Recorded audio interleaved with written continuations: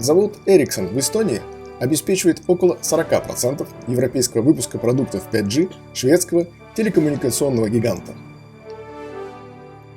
Оборудование латвийской компании Microtech третье по распространенности в ведущих мировых точках обмена интернет-трафиком после Juniper и Cisco. Литовская компания Teltonika Networks – мировой лидер по физическому объему поставок сотовых промышленных маршрутизаторов и шлюзов. Хотите знать больше? Смотрите дальше. Здравствуйте! Вы на канале Андрея Деменкова «Реальная Балтия». О том, как на самом деле живут и развиваются Эстония, Латвия и Литва без мифов российско-белорусской пропаганды. А один из главных вымыслов о нас – якобы упадок промышленности в постсоветский период, тотальная деиндустриализация региона. Поэтому с лета прошлого года на канале выходит большой сериал о нашей обрабатывающей промышленности, которая на самом деле давно уже и по объемам производства, и по качественному содержанию превзошла советский уровень. В конце июля вышло первое видео. В нем я рассказал, какой была индустрия в конце советского периода, через какие потрясения она прошла в 90-е, после открытия мировому рынку и к каким результатам пришла сегодня. Тогда разговор шел в основном на уровне общей статистики. Затем последовали отраслевые выпуски с конкретными примерами предприятий в Эстонии, Латвии и Литве. Серия оказалась заметно больше, чем я планировал изначально. В прошлом году вышли обзоры пищевой промышленности, легкой промышленности и стройматериалов, 2 серии о лесообработке и еще 2 о химической отрасли. В начале нового 2026 года я выложил на канале 6-й выпуск, который посвящен металлургии и металлообработке стран Балтии.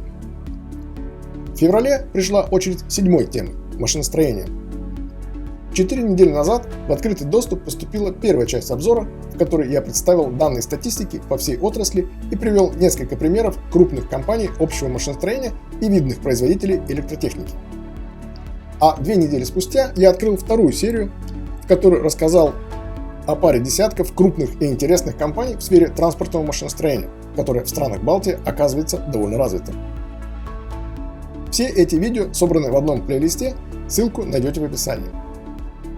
Сегодня представляю вашему вниманию третью, заключительную часть, которую спонсоры проекта, спасибо за вашу поддержку, друзья, давно уже посмотрели.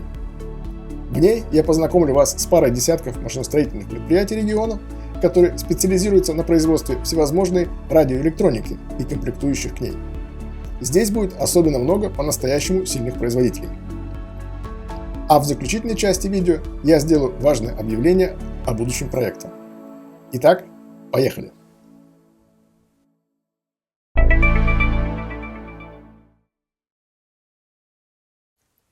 Предприятий оптико-механической промышленности и приборостроения в регионе немного, и выделяется здесь Yukon Advanced Optics Worldwide, головная компания Yukon Group. У нее очень интересная и во многом поучительная история. Родилась компания в 1991 году в Беларуси, где талантливый предприниматель Александр Альшевский организовал сборку наблюдательных приборов из линз Лидского оптического завода, которые заключались в деревянные корпуса.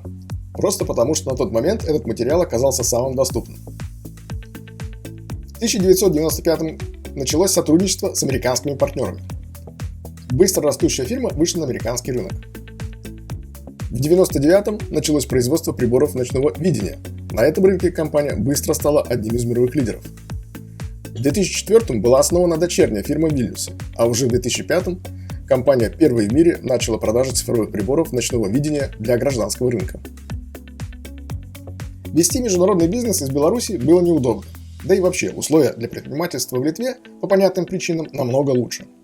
Поэтому штаб-квартира группы была перенесена в Вильнюс, а затем и основное производство и разработка продуктов.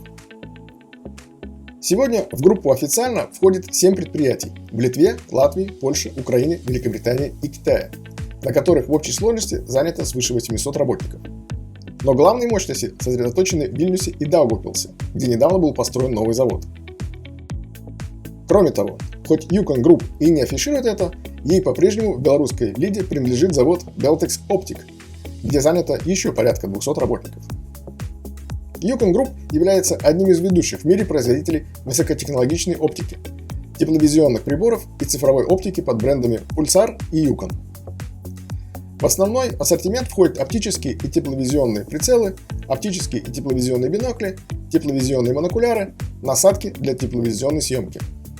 В 2024 выручка в Литве составила почти 92 миллиона евро. Чистая прибыль 24,5 миллиона. Очень высокая маржинальность для промышленности. Штат сотрудников превышает 300 человек. Группа изначально ориентирована на внешние рынки, фактически это экспортный бизнес, а производство и разработка распределены по площадкам в регионе. Помимо литовского центра, важную роль играет латвийская площадка в Даугавпилсе.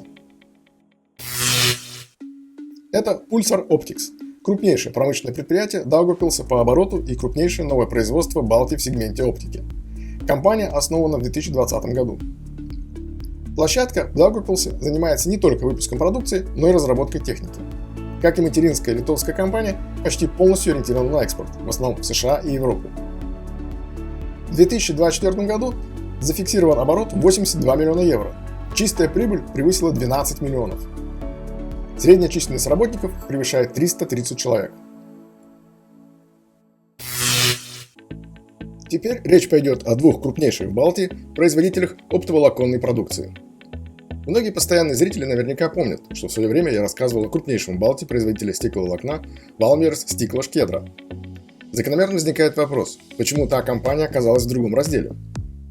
Дело в том, что продукция Valmiera Stikla Šķiedra – полуфабрикат, сырье для других производителей в самых разных отраслях. Тогда как следующие компании выпускают не только само оптоволокно, но и готовые изделия на его основе. Волоконные жгуты, кабели, специализированные решения для передачи света и энергии лазера для медицины, промышленности, в основном радиоэлектронной, и научных исследований. Lightguide Optics International, сокращенно Lightguide, высокотехнологичное предприятие оптоволоконного профиля в Ливанах. Корни у него тянутся еще с советского времени. Производство оптического волокна здесь стартовало в 1983 году как экспериментальное направление при Ливанском стекольном заводе, а уже современная компания зарегистрирована в 2004 году. Принадлежит латвийскому капиталу. В материалах Латгальской свободной экономической зоны отдельно подчеркивается, что продукция используется в том числе в минимально инвазивных медицинских инструментах и в изделиях для ведущих мировых производителей промышленного и научного оборудования. Оборот Lightguide Optics International в 2024 году составил 57 миллионов евро. Штат превышает 250 сотрудников. Компания работает практически полностью на внешний рынок. Среди крупных направлений сбыта называются Израиль, Италия, США, Франция, Ирландия, Германия, Сингапур, Австрия. Важная фишка последних лет – активное расширение мощностей через режим Латгальской свободной экономической зоны. Компания состоит в СЭС с 2018 года и оформила несколько крупных инвестпроектов. В конце 2024 года объявлен план инвестиций в 33 миллиона евро до 2030 года на строительство нового производственного корпуса рядом с нынешними зданиями и закупку и установку дополнительных волоконно-вытяжных башен. Там же, в Ливанах, работает завод компании Ceramoptic, которая входит в Bioletec Group с центром в Германии. Это основанное в 2013 году высокотехнологичное производство оптического волокна и изделий на его основе, включая решения для лазерной передачи излучения и медицинские волоконно-оптические изделия и зонды, минимально инвазивные инструменты, а также продукты для научных и промышленных применений, спектроскопия и тому подобное. Ключевая особенность предприятия – полный цикл в рамках площадки, изготовление кварцевых заготовок, преформ, вытяжка волокна, далее сборка кабелей и волоконных жгутов, а также последующая обработка, резка, маркировка, спаи. Продукция продается через сеть дистрибьюторов в более чем 100 странах. В 2024 году оборот компании составил 57 миллионов евро. Численность работников около 280.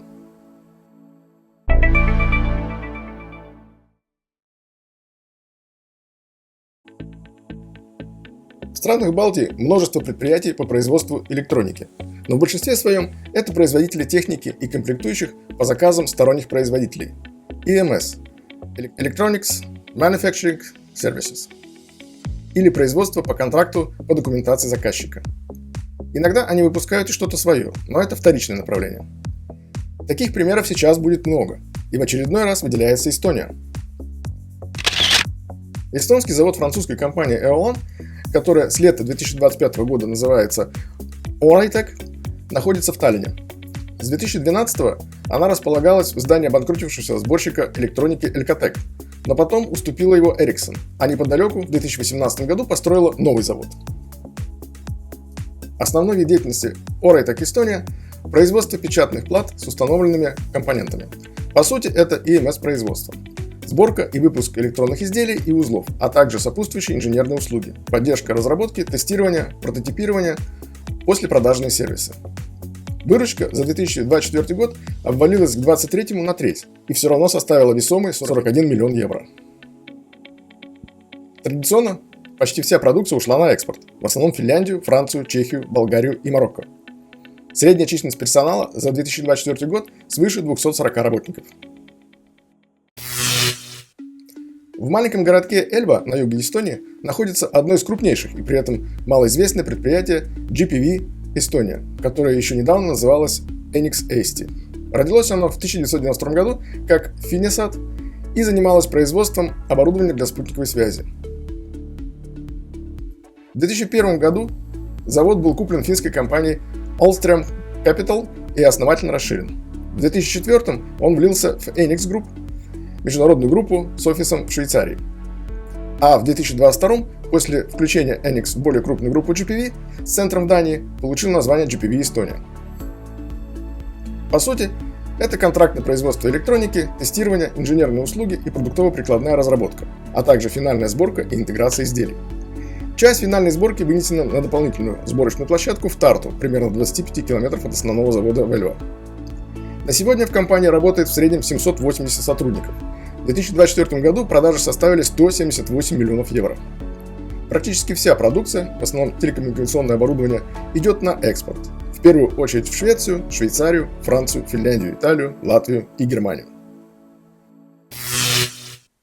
В небольшом курортном городе Пярну действует аж два крупных предприятия по сборке электроники. Первый пример – Scanfil Estonia – крупная производственная площадка контрактного производства электроники. Компания действует с 1997 года и входит в финский концерн Scanfil EMS Oy, который владеет предприятиями помимо Финляндии и Эстонии в Швеции, Польше, Германии, Малайзии, Китае и США. По профилю это не брендовый завод, а подрядчик, который выпускает продукцию под спецификации международных клиентов. В собственном обзоре деятельности компания прямо описывает основной бизнес как производство и продажу оборудования и изделий электронной промышленности, уточняя номенклатуру, различные изделия промышленной электроники, телекоммуникационные устройства и компоненты, а также механические изделия. Там же подчеркнуто, что клиенты в основном глобальные, поэтому предприятие должно уметь обслуживать проекты по всему миру.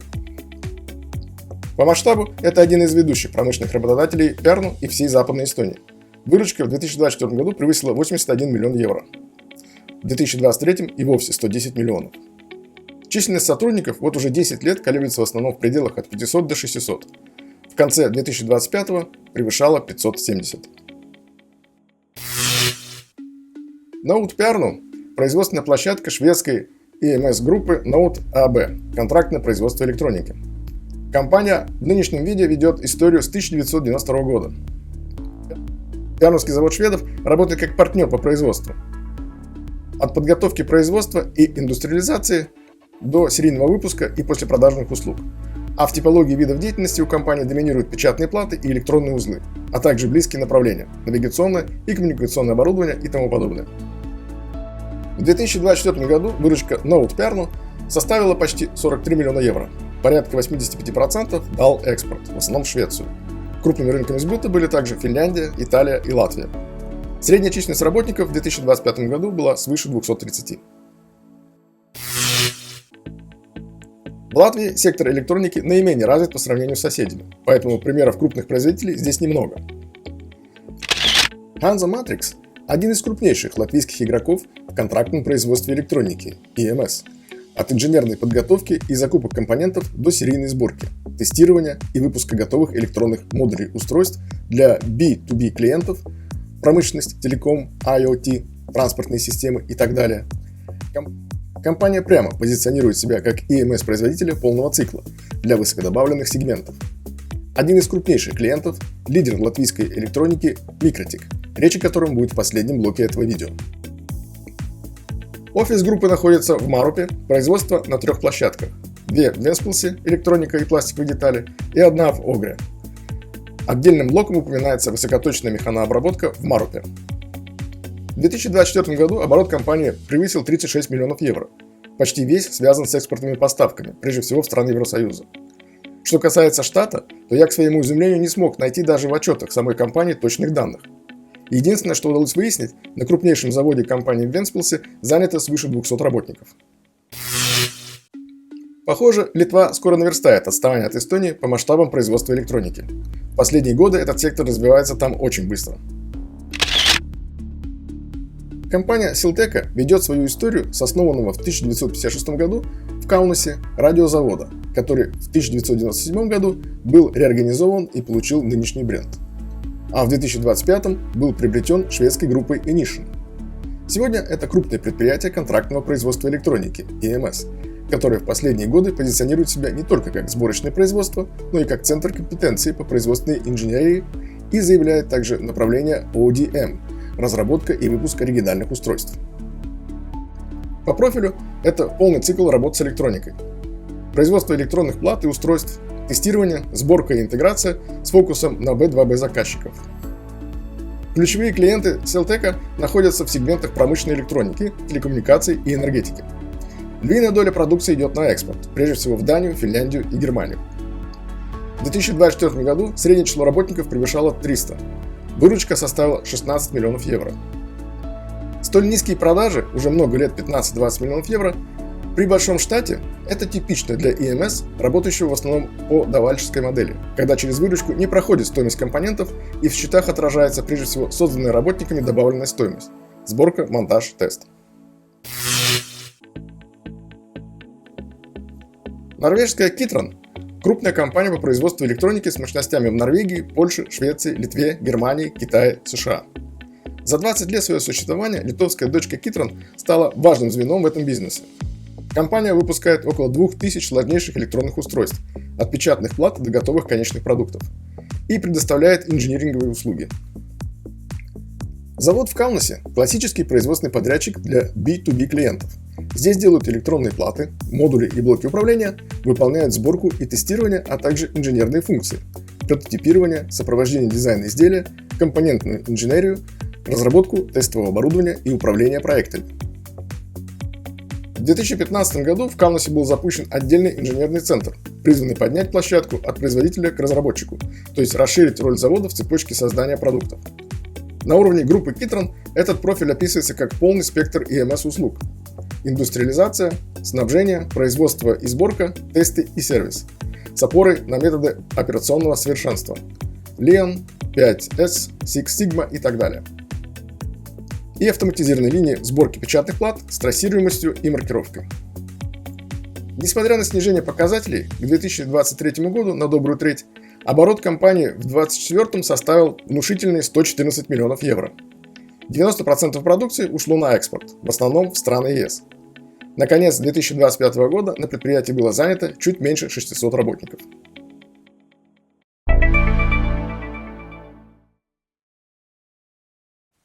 В этом блоке будет сказ о компаниях, которые самостоятельно или в качестве дочки иностранной компании работают на собственный бренд. FLIR Systems Estonia – таллинская производственная площадка американской компании Teledyne FLIR, выпускающая тепловизионные инфракрасные камеры и их узлы. Зарегистрирована в 2007-м, основной вид деятельности – производство приборов и аппаратуры для измерения, испытаний и навигации. Прежде всего, там производится сборка термографических устройств, инфракрасных камер. Кроме того, выпускаются дорожные камеры и сенсоры.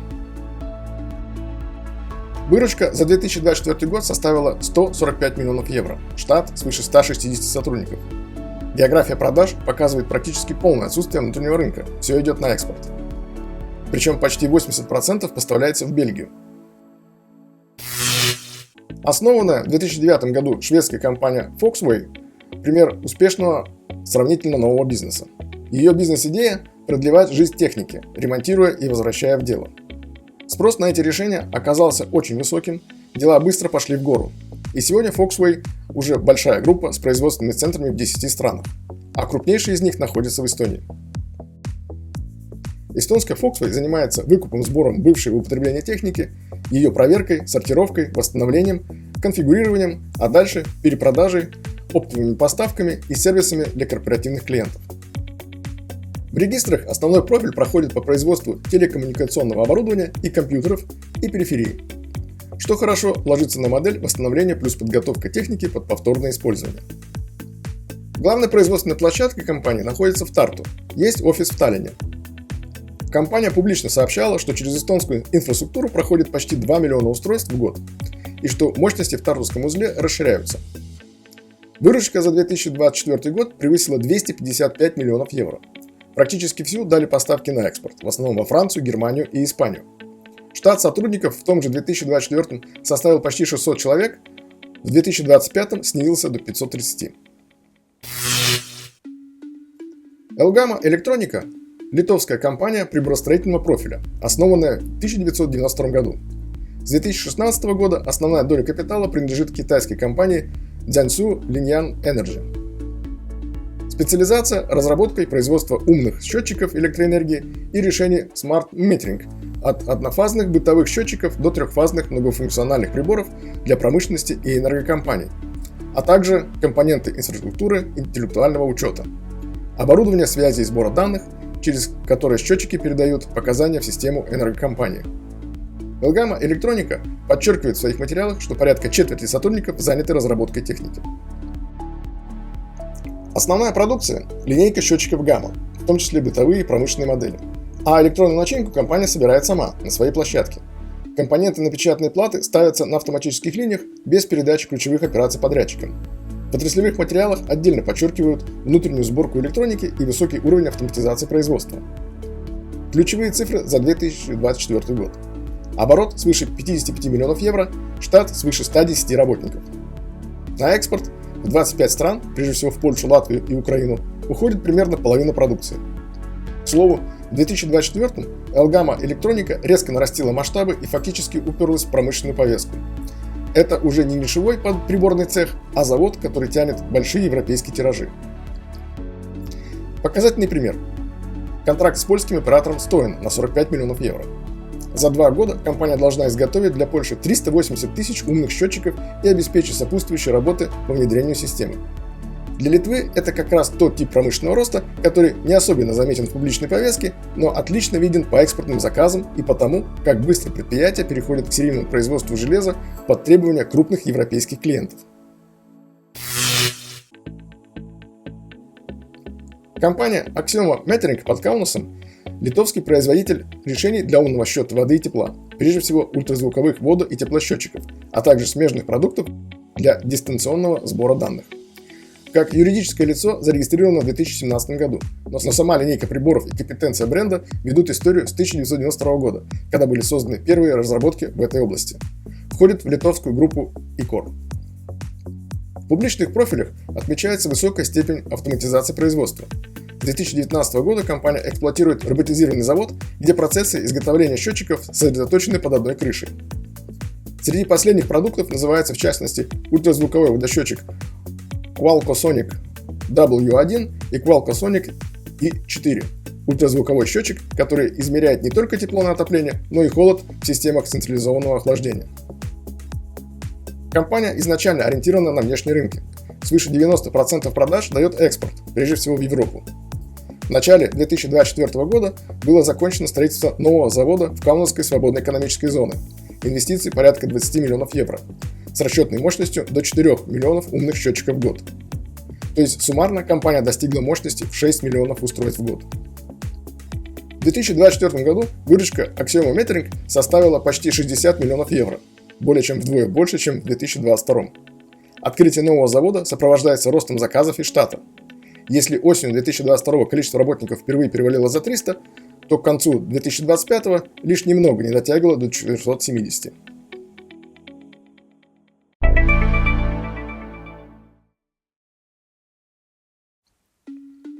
И в заключение представляю вам тройку неоспоримых лидеров радиоэлектронной промышленности региона, которые резко выделяются над всеми остальными.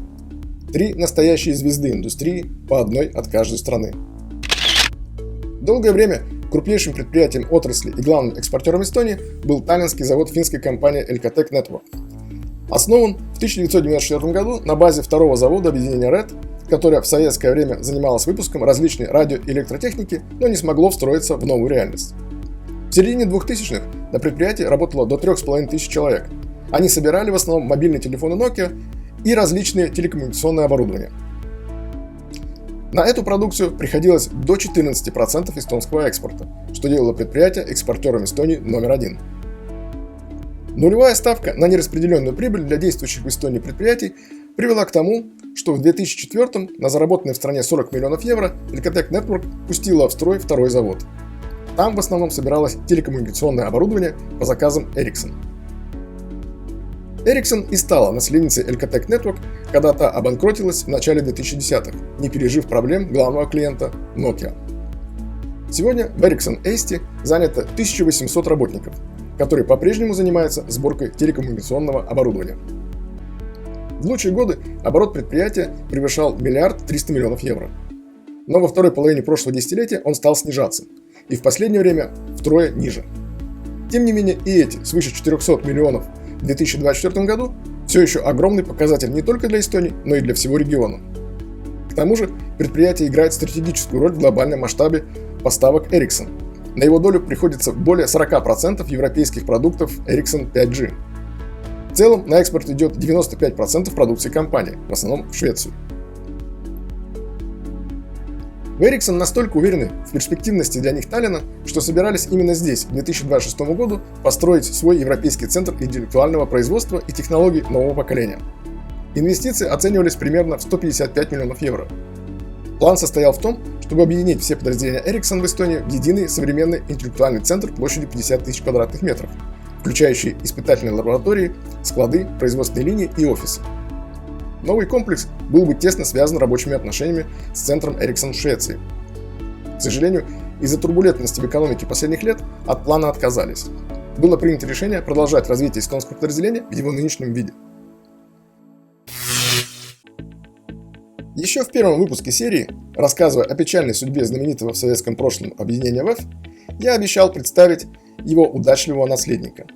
Этот час настал. Компания Microticals, более известная под брендом Microtic, один из самых заметных высокотехнологичных производителей не только Латвии, но и в Балтии в целом. Производитель оборудования для компьютерных сетей и один из крупнейших в Европе производителей маршрутизаторов и программного обеспечения для них. Основана в 1996 году, располагается в историческом здании ВЭФ. Большинство работников в начальном этапе было с ВЭФа. Владельцы – сооснователи Джон Талли и Арнис Риекстинш. Microtic выпускает проводные маршрутизаторы и коммутаторы, беспроводные решения, в том числе уличные и операторские, продукты для LTE 5G. Сильная сторона бренда – операторский функционал и гибкость настройки при сравнительно умеренной цене. Одна и та же Routers OS используется в разных классах устройств, без платных стен по функциям. Компания подчеркивает, что полный цикл от прототипов до серийного продукта находится в ЕС, а продажи идут через широкую партнерскую сеть. Сотни дистрибьюторов и реселлеров по всему миру. Экспортная ориентация практически абсолютная. Microtic экспортирует более 95% продукции, продавая почти по всему миру. По данным Ripe Labs, оборудование Router Board от Microtic третье по распространенности после Juniper и Cisco в 24 крупнейших точках обмена интернет-трафиком в 15 ведущих странах мира. В рейтингах стоимости бизнеса компания регулярно входит в верхние строчки. В 2021 году она заняла третье место по стоимости в Латвии и стала первым частным предприятием страны, оценка которого превысила 1 миллиард евро. В 2024 году оборот Microticals составил 327 миллионов евро. Чистая прибыль после уплаты налогов 98 миллионов. Маржинальность бизнеса очень высокая. Средняя численность персонала в том же 2024 году 377 сотрудников. Для ориентира, в 2023 оборот превысил 400 миллионов, а прибыль составила ровно 100 миллионов евро. А теперь о подлинной национальной гордости Литвы в электронной промышленности. Телтоника – пример весьма успешного, полностью отечественного производителя электроники. Компания основана в 1998 году в Вильнюсе и сегодня выстроена как Teltonika IoT Group с рядом специализированных дочерних направлений. Teltonika Telematics, трекеры, мониторинги транспорта и активов, Teltonika Networks, промышленные маршрутизаторы, шлюзы, коммутаторы и платформа удаленного управления, Teltonika Energy, в том числе зарядная инфраструктура для электромобилей, Teltonika Telemedic, медицинские устройства, Teltonika EMS, контрактное производство электроники. Группа работает в B2B сегменте и делает упор на полный цикл in-house, разработка и производство в Литве, при продажах и поддержке по всему миру. По оценке шведской аналитической компании Berg Insight, за 2024 год Teltonika Networks занимает второе место в мире после Ericsson по выручке на рынке сотовых промышленных маршрутизаторов и шлюзов и лидирует по физическому объему поставок. Отдельная линия – телемедицина. В 2020 году на фоне пандемии Teltonika запустила проект аппарата IVL, быстро сделала прототип и произвела ограниченную партию устройств для стран с наибольшим спросом. Далее проект шел по пути сертификации и подготовки серийного выпуска. Параллельно группа наращивает физические мощности за пределами Вильнюса. В городке Молеты на северо-востоке Литвы в 2022 году был открыт технологический центр, как вторая производственная единица группы, где помимо научно-исследовательской работы ведутся сборка и тестирование электроники. В описаниях центра упоминается, в частности, выпуск сетевого оборудования, зарядных станций для электромобилей и умных браслетов для мониторинга здоровья, а также высокий уровень роботизации отдельных операций. Но главная ставка последних лет – проект High Tech Hill в Вильнюсе. Крупный технопарк на 55 гектаров с идеей максимально компактной вертикальной интеграции от компонентов и механики до сборки конечных устройств. Осенью 2025 года Teltonika объявила об открытии первой очереди. Одновременно запущены 4 новые фабрики: завод печатных плат, завод пластика и механики, завод сборки электроники и завод электронных компонентов. В рамках инвестиций порядка 320 миллионов евро. При этом по сборочному заводу уже раскрывались конкретные параметры. 22 700 квадратных метров, 10 автоматизированных линий сборки электроники на платах, 5 упаковочных линий, роботизированный склад, лаборатории и дополнительная мощность около 18 миллионов изделий в год.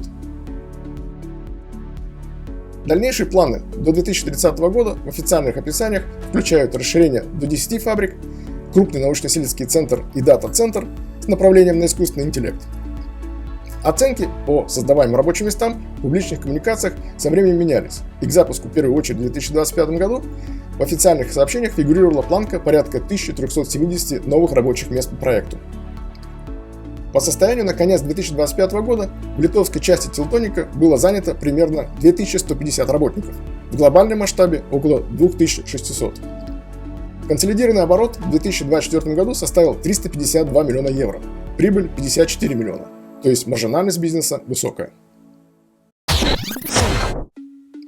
Итак, выпуск, посвященный машиностроению стран Балтии, подошел к концу. 7 месяцев и 7 обзоров, большинство из которых были 2- и даже 3-серийными, понадобилось на то, чтобы хотя бы поверхностно рассказать об обрабатывающей промышленности Эстонии, Латвии и Литвы, и существующей, согласно фантазиям российско-белорусской пропаганды. Но тема еще не закрыта. До сих пор я рассказывал в основном о традиционной промышленности. Однако любая страна, если она стремится стать одним из промышленных лидеров, должна быть на острие научно-технического прогресса и развивать отрасли будущего. В странах Балтии такие уже со всей очевидностью формируются, и я расскажу о них в следующем выпуске. В связи с чем делаю обещанное во вступлении объявление. Дальше видео будут выходить реже, чем раньше. Не потому, что тема мне надоела, наоборот. Просто я беру курс на более сложные и насыщенные выпуски, которые требуют больше времени на подготовку, на доскональную проверку цифр и фактов, выстраивание логики, подбор качественного визуала. Что это значит для вас? Во-первых, выпуски станут более документалистскими, с более сложным типом повествования. Во-вторых, темы станут шире и интересны более широкой аудитории, в том числе тем зрителям, которых простое впечатление заводов не особенно впечатляет. Отныне я не буду придерживаться какого-то строгого графика. Видео будут загружаться лишь тогда, когда я буду уверен, что они полностью доработаны. Но происходить это будет не реже, чем раз в квартал. Между флагманскими видео иногда буду ставить какие-то интересные односерийные выпуски. И совершенно точно каждый выпуск будет предварять короткие ролики по теме, давая общее представление о предстоящем обзоре. И отдельное спасибо спонсорам. Ваша поддержка очень важна для меня. Для старших уровней ранний доступ станет теперь еще более ранним. А паузы между выпусками я постараюсь заполнить для вас эксклюзивными материалами как в форме видеороликов, так и в виде записей или фотоматериалов.